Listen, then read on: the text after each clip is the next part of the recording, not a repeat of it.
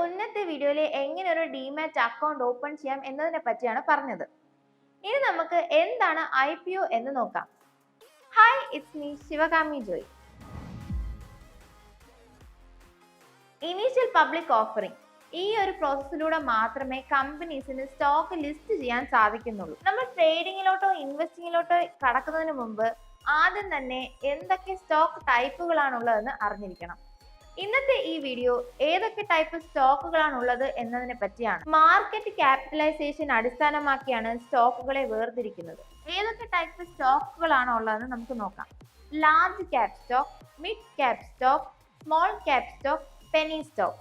20,000 കോടിക്ക് മുകളിലാണ് market capitalisation എങ്കിൽ അത്തരം കമ്പനീസിന്റെ സ്റ്റോക്കുകളെ നമ്മൾ ലാർജ് ക്യാപ് സ്റ്റോക്ക് എന്ന് വിളിക്കുന്നു.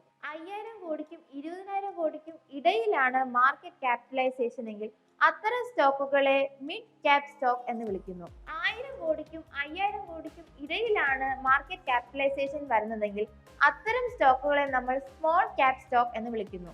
ഇനി 1,000 കോടിക്ക് താഴെയാണ് മാർക്കറ്റ് ക്യാപിറ്റലൈസേഷൻ വരുന്നതെങ്കിൽ അത്തരം കമ്പനീസിന്റെ സ്റ്റോക്കുകളെ പെന്നി സ്റ്റോക്ക് എന്ന് വിളിക്കാം. ഇതുപോലുള്ള ഇൻഫോർമേറ്റീവ് വീഡിയോസിനായി ഇപ്പോൾ തന്നെ ഈ ചാനൽ സബ്സ്ക്രൈബ് ചെയ്ത് ബെൽ ബട്ടൺ എനേബിൾ ചെയ്യൂ.